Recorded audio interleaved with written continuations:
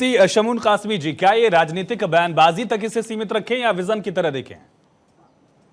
नहीं, मैं आज सबसे पहले कश्मीर के नौजवानों को मुबारकबाद देना चाहता हूं कि 1987 में जो उन्होंने गलती की थी कि जो नहीं मिला हमें संदूक से वो लेंगे हम बंदूक से। आज 2016 में हम सिविल सोसाइटी के एक प्रतिनिधि मंडल के साथ गए थे जब बुरहान वानी का वहां मर्डर हुआ था, एनकाउंटर हुआ था, तो हमने वहां जाके देखा कि मुस्लिम यूथ को उन्होंने मुख्य धारा से काटा था, इन 3 परिवारों ने। और आज उन 3 परिवारों से निकल करके मुस्लिम यूथ अपने अधिकार को पहचान रहा है और ये भारतीय जनता पार्टी के यशस्वी प्रधानमंत्री श्री नरेंद्र मोदी जी का करिश्मा है और उनके अपने कर्तव्य के प्रति संवेदनशीलता है कि उन्होंने कश्मीर को भी अपना कहा और कश्मीरियत को भी अपना कहा।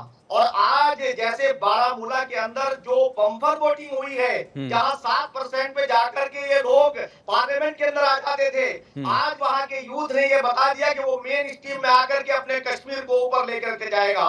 और जहां तक पाक कश्मीर का जो सवाल है वो तो हमारा ही हिस्सा है। जिस तरह से पाकिस्तान के अंदर मानव मूल्यों का हनन हो रहा है और पाकिस्तान और हिंदुस्तान भारत जिस तरह से मानव मूल्यों के लिए पूरे विश्व के अंदर पहचाना जा रहा है, आज मैं कह सकता हूं कि जिन मासूमों के हाथों में इन लोगों ने पत्थर दिए थे, ठीक है, 3 परिवारों ने आज उन्होंने पत्थर फेंक करके मुख्य धारा में जुड़े हैं। और मैं आज ये आपसे कहना चाहता हूं कि मैं उत्तराखंड राज्य से मैं अपने वहां के मुख्यमंत्री श्री पुष्कर सिंह धामी जी के नेतृत्व में हम मदरसों को मुख्य धारा से जोड़ रहे हैं। एनसीईआरटी का पाठ्यक्रम पढ़ा करके हम मदरसों को भी, चलिए ठीक है, ठीक है, ठीक है। जिस दिन जुड़ जाएंगे तो कश्मीर अर्श जी, कांग्रेस पार्टी का स्टैंड क्या है इसको लेकर, जो बीजेपी की तरफ से लगातार रिएक्शंस आए?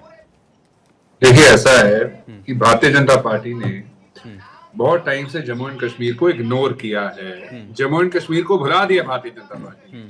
आप देखिए, उदाहरण के तौर पे मोदी साहब आफ्टर 370 वाज एब्रोगेटेड, उसको खत्म किया गया था और 2024 में 5 साल के बाद मोदी साहब पहली दफा जम्मू कश्मीर गए 370 हटने के बाद। ऐसा क्यों साहब? दूसरी बात, आपने कैंडिडेट क्यों नहीं वहां पे फील्ड किए, क्यों नहीं आपने कैंडिडेट खड़े किए इलेक्शन में कश्मीर में? इसका जवाब भारतीय जनता पार्टी बताए। क्या भारतीय जनता पार्टी जम्मू कश्मीर को इंडिया का, हिंदुस्तान का हिस्सा नहीं समझती? तीसरा सवाल भारतीय जनता पार्टी को, आपने जम्मू कश्मीर को, जम्मू कश्मीर के लोगों को, जम्मू कश्मीर के इश्यूज को तो इग्नोर किया ही किया। आपने स्टेटहुड रिस्टोर करना ठीक नहीं समझा ऑनरेबल सुप्रीम कोर्ट के ऑर्डर के बावजूद। आपने असेंबली इलेक्शन कराना ठीक नहीं समझा ऑनरेबल सुप्रीम कोर्ट के ऑर्डर के बावजूद। और असेंबली इलेक्शन हुए कितना वक्त हो गया साहब, वहां पे लोग कह रहे हैं कोई सरकार नहीं, कोई चीफ मिनिस्टर नहीं, कोई कैबिनेट मिनिस्टर नहीं, कुछ नहीं, हम जाएं किसके पास अपनी समस्या लेके, अपने ग्रीवेंस लेके। और भारतीय जनता पार्टी का जो हाल 2019 में हुआ था कश्मीर में एक भी सीट नहीं थी 2019 में। इन्हें पता था कि कश्मीर इनकी जमानत जब्त करेगा और भारतीय जनता पार्टी इग्नोरेंट है कश्मीर को लेकर के। इस वजह से अपना कैंडिडेट तक फील्ड करना बीजेपी ने ठीक नहीं समझा। ये बीजेपी के दोहरे मापदंड नहीं है, डबल स्टैंडर्ड नहीं है तो साहब और क्या है? मैं भारतीय जनता पार्टी को पूछूंगा कि आपने कहा था वहां पे विकास होगा, वहां पे आप खुद ही नहीं जा रहे हैं। आपने कहा था हेल्थ केयर होगा, कभी इलाज करवाया जम्मू कश्मीर में से किसी आपके लीडर ने? आपने कहा था एजुकेशन होगी। क्या भारतीय जनता पार्टी का, क्या बीजेपी का कोई लीडर का बेटा जम्मू कश्मीर के किसी स्कूल, किसी कॉलेज, किसी यूनिवर्सिटी में पढ़ता है? तो साहब, कहनी और कथनी में जो फर्क है ना भारतीय जनता पार्टी का, इसका जवाब कश्मीर देता है। इस वजह से डरते वहां पे अपना कैंडिडेट ही नहीं फील करना भारतीय जनता। ठीक है विजय जी, छोटा सा रिएक्शन, फिर मैं वकार भट्टी के साथ के पास जाऊंगा, इंतजार कर रहे हैं वहां। देखिए मैं अस्त्री जी से आपने कैंडिडेट क्यों नहीं उतारे अगर इतनी अच्छी तस्वीर है फिर? जी देखिए, ये रणनीतिक बातें होती हैं, ये टीवी चैनल पे बैठ के नहीं डिस्क्लोज की जाती है। आप मुझे बताइए, अभी हमारे यशस्वी प्रधानमंत्री जी ने वहीं पे श्रीनगर में एक रैली की थी जिसमें लाखों युवा, नारी, बूढ़े, बुजुर्ग सबने वहां पार्टिसिपेट किया था। क्या ये गलत बात है? और हमारे होम मिनिस्टर वहां कितनी बार विजिट कर चुके हैं? आप मुझे बताइए, वहां कानून व्यवस्था कितनी का क्या हाल था आपके राज्य में, और अब कानून व्यवस्था का क्या हाल है? वहां पे हमारे फौजियों का सर काट के ले जाते थे और उनसे वो फुटबॉल के रूप में खेलते थे, उनके जो सरों से क्या आपको शर्म नहीं आती? वो सीन देखते थे वीडियो के ऊपर, हमारा खून खौलता था, हमारे फौजियों के हाथ बांध रखे थे आपने। और ये जो कश्मीर समस्या है, ये किसकी देन है? कौन यूएनओ में ले गया था? नेहरू जी ले गए थे। ये आप इस बात को झुटला सकते हो क्या? क्या 1948 में ये बात सही नहीं है क्या? कबालियों ने हमारा कश्मीर का हिस्सा कब्जा लिया था, हमारी माता बहनों की असमत लूटी थी। क्या ये सच्चाई नहीं है क्या? ठीक है विजय जी, आपकी समस्या जो है, अगर इतनी अच्छी तस्वीर थी तो कैंडिडेट फील करने चाहिए थे ना आपको, नहीं किया आपने। बिल्कुल।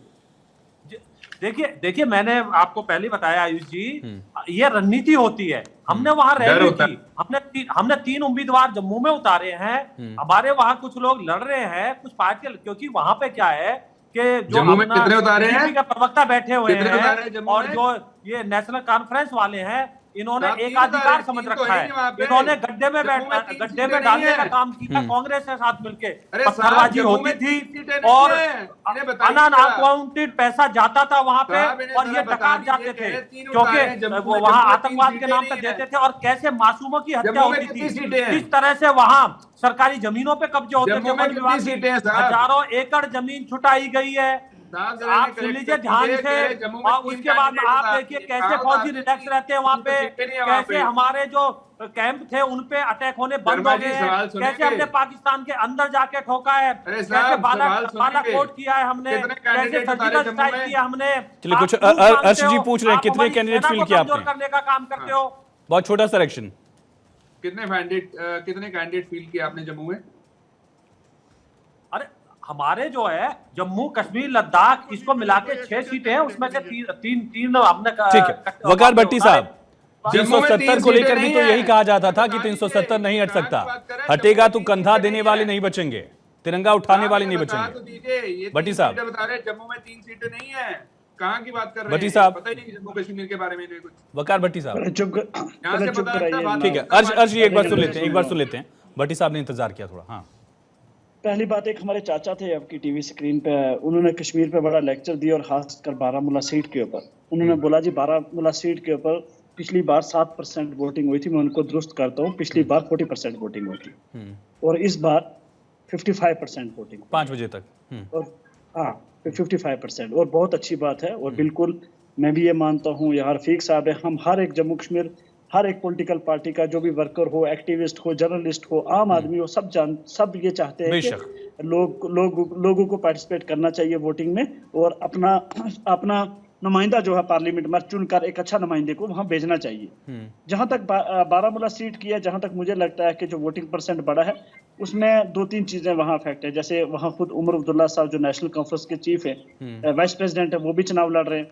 सजाद गनी लोन साहब जो पीसी के चेयरमैन है वो भी चुनाव लड़ रहे हैं। पीडीपी से भी चुनाव लड़ा, पीडीपी के कैंडिडेट है वो फयाज साहब, वो भी चुनाव लड़ रहे हैं। और साथ में एक जेल में है, तिहाड़ जेल में जनाब इंजीनियर रशीद साहब, उनके जेल से भी चुनाव लड़ने से जो बाईकाट वोटर है वो भी बाहर काफी निकला है चुनाव में पार्टिसिपेट करने के लिए। इस चीज को हमें मानना चाहिए और इन चीजों के ऊपर हमें बात भी करनी चाहिए कि अगर एक बंदा जेल में बैठकर उसके लिए नौजवान बाहर आता है और सैकड़ों और हजारों की नौजवान बाहर आकर उसको सपोर्ट करता है, तो उसका मतलब है कि वो इंजीनियर से जो जेल में बैठा हुआ है उसको भी रिहा कर देना चाहिए। और बाकी जो जेलों के अंदर बंद है, ये कौन सा लॉजिक हुआ भट्टी साहब?